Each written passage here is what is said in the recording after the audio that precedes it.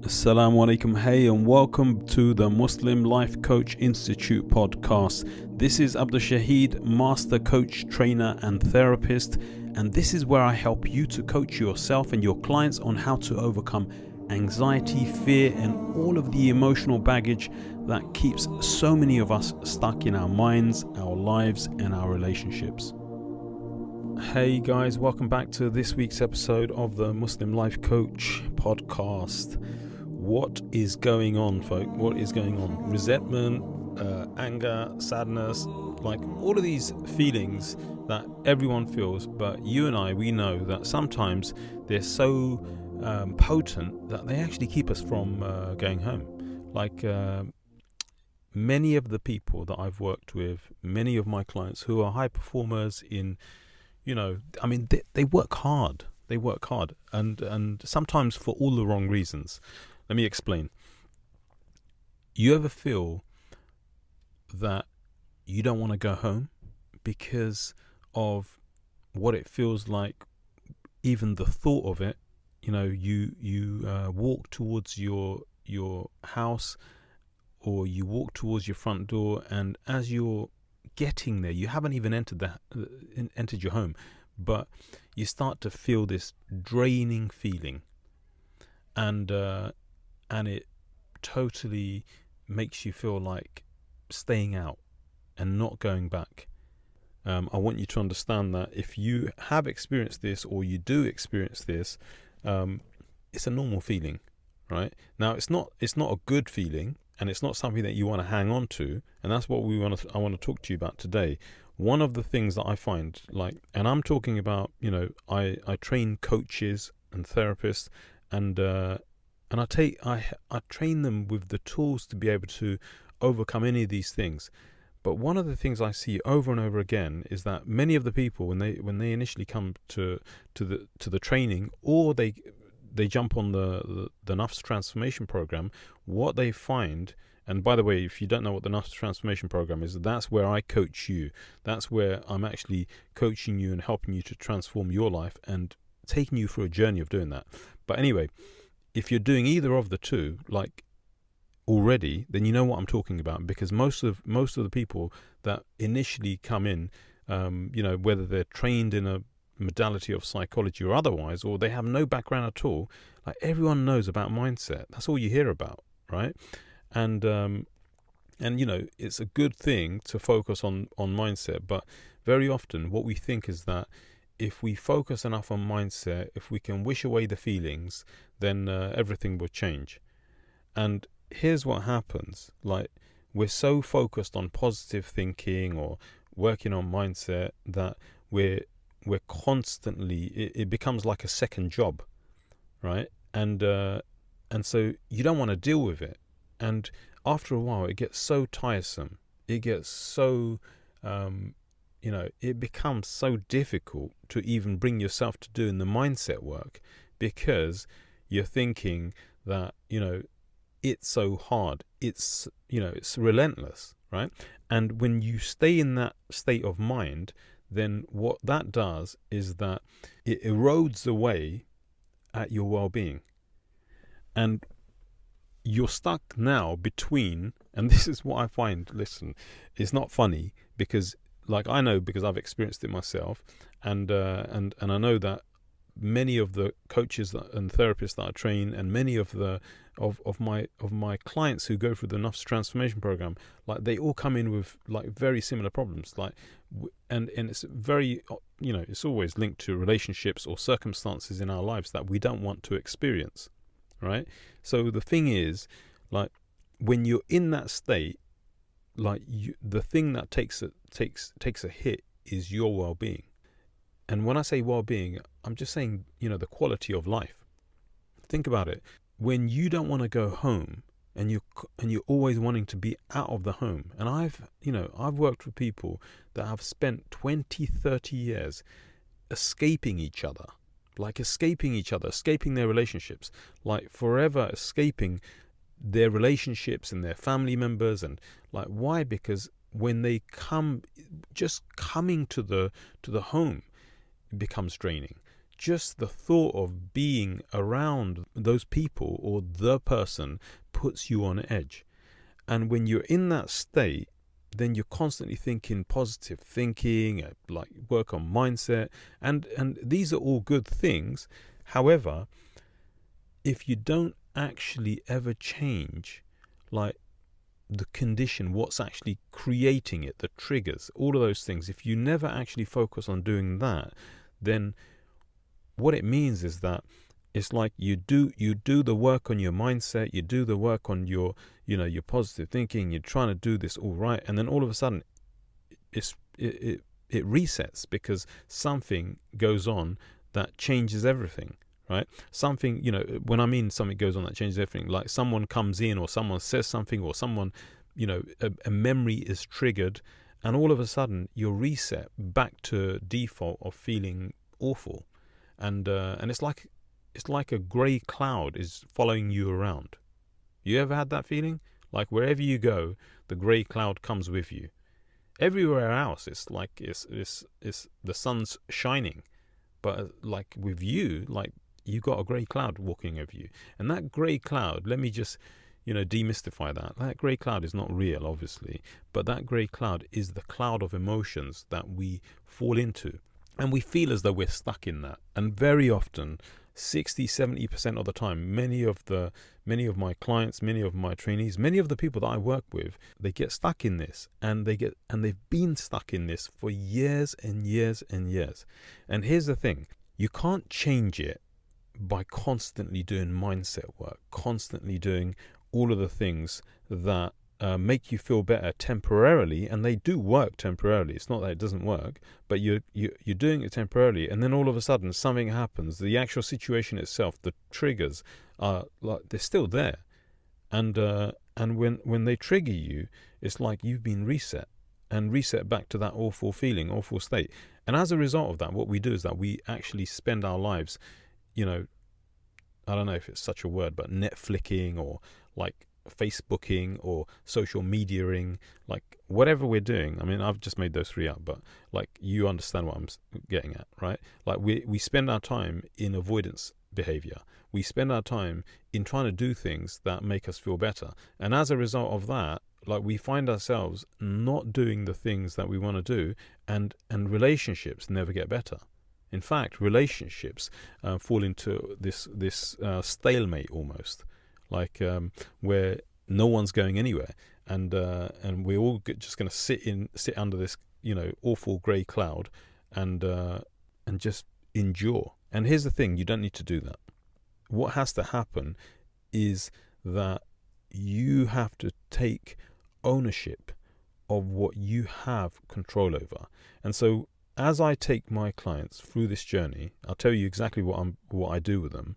And this is exactly what we all need to do, folks. Like if you do this and you step into your power, because you do have a power, right? If you step into that, then you can slowly, incrementally change it. You can't change it overnight. You can't do these quick fixes. These quick remedies, quick fixes, they only ever work temporarily. And you know that if you've been through the circuit of psychology, different psychologies and different, things that you've tried, right? You've tried strategies and techniques and self-help and all of those things, and it works temporarily, but then you always reset back to the awful state, right? And the reset back to the awful state is that what we're doing is like every time we try one of these different techniques or strategies, like what happens is that you're actually just almost like, it's like you've got a like a hot, you got a bowl of mud, and then you keep putting icing on it, hoping that the icing will make it sweeter. The icing will make it, edible, that it will become like an edible cake. But actually, every time you bite through, all you got is all the dirt, right? So if you want to make changes, what has to happen is that we have to learn to change the way we relate, the way we connect, the way we actually have those relationships that are triggering us, those situations that throw us, off kilter, and then we're on edge. Like all of those relationships, they can be dealt with. Like you don't have to stay in a state of awfulness for the rest of your life. That doesn't have to happen. No one has to endure that, right? But for you to actually take control of that, like what you need to do is that you need to take ownership of your own power. Now, if you are on the Nafs transformation program, and I'm speaking to you folk specifically as well, because like I know many of you listen to this podcast, if you're on that, then you want to focus on the laying of the foundations, right? You want to go through the roadmap, right? The Nafs roadmap is what you want to go through, and you want to go through that roadmap, and you want to focus on the laying of the foundations. That's the most important thing. Before you can get to fixing relationships, you need to focus on the laying of the foundations. And the laying of the foundations, what we do, for you folk who are not on it, like what we're doing is we're learning how to actually change the way we relate to people, change the way we perceive people, change how relationships actually impact us. That's what you got to do. Because if you can change the way your relationships impact you, sometimes you can't change people, but if you can change the way the relationship impacts you by changing the way you relate to people and your perception of them and yourself, like if you can do all of that, and you absolutely can, because all of my students and clients and trainees, they all get over this. Like they all think it's impossible, but because they've been stuck for so many years. But when they come into this, they actually realize that if they take these steps, they're tiny incremental steps. It's easy, and it's got to be tiny. It's got to be small. It's got to be something that, where you're not trying to force change on other people. Because when you're trying to force change on other people, you're always trying to control them or shouting at them or, withdrawing from them, giving them cold shoulder. Like none of that stuff works. You know that because you've tried it for years, right? So then what you have to do is you have to change the way you connect and relate to people. And in that, there is a dynamic, there's something that is constantly changing. And if you take control of the parts and the things in your relationship, in your social dynamic that is causing you problems, if you take control of what you have control over, then it's much easier. But when you're focused on always trying to control everything else outside of your control, outside of your influence, then you're always going to struggle. So one of the things that you got to do is you got to focus on that, right?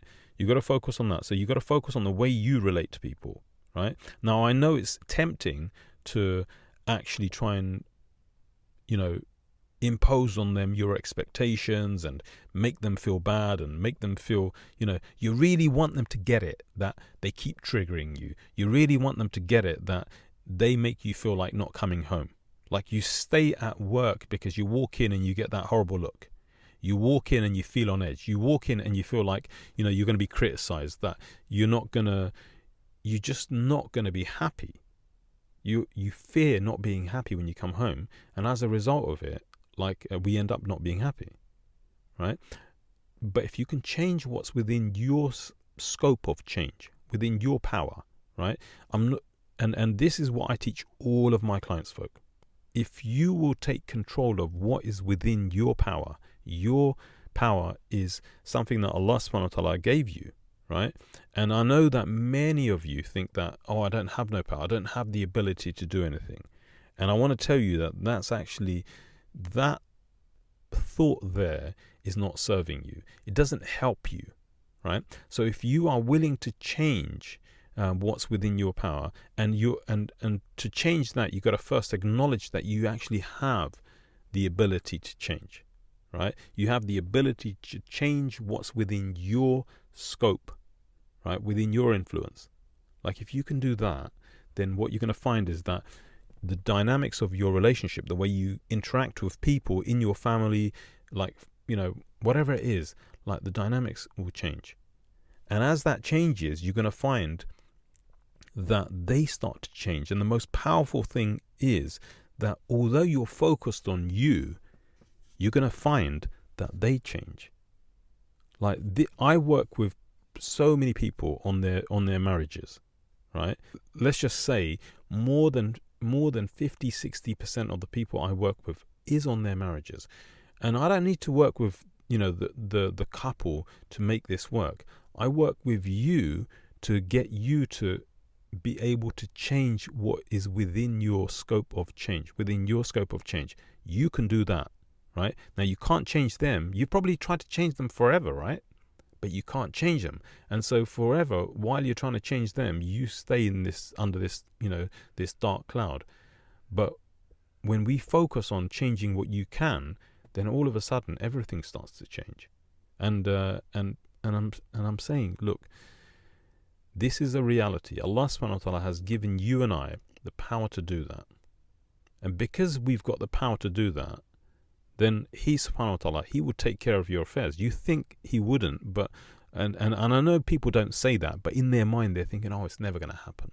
It's never going to happen. Like, it doesn't matter what I do, it doesn't matter how it works, it's never going to happen. But listen, Allah subhanahu wa ta'ala says, Bismillah ar-Rahman ar-Rahim, Allah says, Inna Allah la yughayyiru ma biqawmin. Allah will not change the condition of the people, right? He's not going to change what's going on out there. Hatta yughayyiru ma bi anfusihim. Until they change. Guess what? You have the ability to do that, folk. And the greatest promise there is that if you focus on that, everything else will change. And listen, I want you to understand that as much as you think it's not possible, or you're skeptical because you've tried lots of different things, like you haven't tried this. I mean, the Nafs transformation program is based on the Quranic Science of the Nafs, right? My coaches who come in and get trained, many of them have never had any, psychology background, no training in any of this stuff. They come in and they transform their relationships. They transform their lives. The people that go through the Nafs transformation program who are focused on themselves and, up-leveling their life. It's not just about fixing problems, but they want to take their life to a different plane, something that they dream of having, right? When we focus on that, we are not focused on all of the things that you don't have no power over. Because what good would that be? If we focus on what we know for sure Allah subhanahu wa ta'ala has given you, then we know we can make some small, incremental, tiny changes that will make massive impact on our lives, on our relationships, on our mental and spiritual and physical well-being. Like, get this, like many of the people that go through these problems, they get so stuck in these negative spirals that they feel physical pain as a result of it. Just the thought of something just triggers a pain.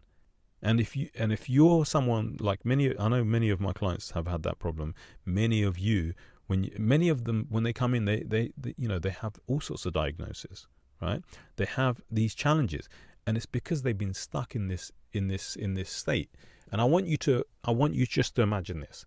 You ever had a feeling where you've been, you wake up in the morning and you've been sleeping on your arm the whole night, and then you don't feel anything in your arm, right?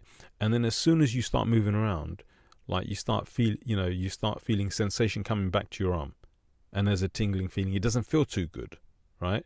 Now, if you stayed there for a long period of time, like what would happen to your arm? It would, you'd feel physical pain. You'd feel physical sensations that are impacting you, right? Now, it's the same with the spiritual and the psychological. Like when we are in this, it's almost like when we're sleeping on our mind, we're sleeping on our well-being. Like the well-being gets caught, it gets stuck under the weight of you. And as it gets stuck, then what happens is that you start to feel like awful. You start to feel all of these sensations, and they become physical. You feel it physically. And then when you start to move around, then it starts to come back, and it's a little bit uncomfortable. But very, very quickly, what happens is that it clears up. It clears up. And you get into a good state of mind by getting into movement, right? And so what we need to do is we need to focus on getting you into a spiritual and a psychological movement. When you can do the two together, what will happen is that physically you'll be impacted in a good way. And listen, folks, like, I'm going to keep this short, but I want you to understand that relationships are much the same. When you're sleeping on your relationship, when you're bearing down heavy on your relationships, it takes a toll on it. It puts it into a state of stalemate. And when it's stuck like that, then you start to feel pain, you start to feel anxiety, you start to feel, constantly on edge. And you're going to feel resentment, you're going to feel sadness, you're going to really experience a lot of this stuff. But if you are willing to change what's within your power, you can change all of that. And that's really what I want to share with you in this. And listen, you can do this. Like I know many a times, like we think we can't because we've been in it for so long, but you can do this. And the way you do it is that you do it in small, easy, incremental steps. That guarantees you results. If you try and give yourself a complete overhaul overnight and put this big fat bandage on top of yourself, that might make you feel better in the short term, but it's certainly not going to fix it in the long term. So that's what we focus on. That's what this whole journey with the science of the Nafs is. It's about getting yourself to the optimum level where you can actually thrive. And it's good to work, and it's good to to do all of those things. But if you're staying late at work just to escape your home, that's not a good thing, because you're not dealing with what can be dealt with. Like, take it into your stride. Focus on the way that you relate with people. Focus on changing the way you relate to people. Focus on changing the dynamics between you and the people that keeps you out of your home. And what you'll find is that very quickly things will change, and you'll start to love your experience. Instead of dreading it, you'll start to enjoy it. And then from enjoyment to love to experiencing all the amazing feelings. And you can do that. So anyway, folks, I'm going to leave you on that, and I'll speak to you very soon. Hey, if you're ready to actually take the steps to transform your life, I want to invite you to join me on the Nafs Life Transformation Coaching Program, where I help you to take the steps to making the transformation of your mind, your relationships, and your life. Just go over to themuslimlifecoach.org/live. That's themuslimlifecoach.org/live.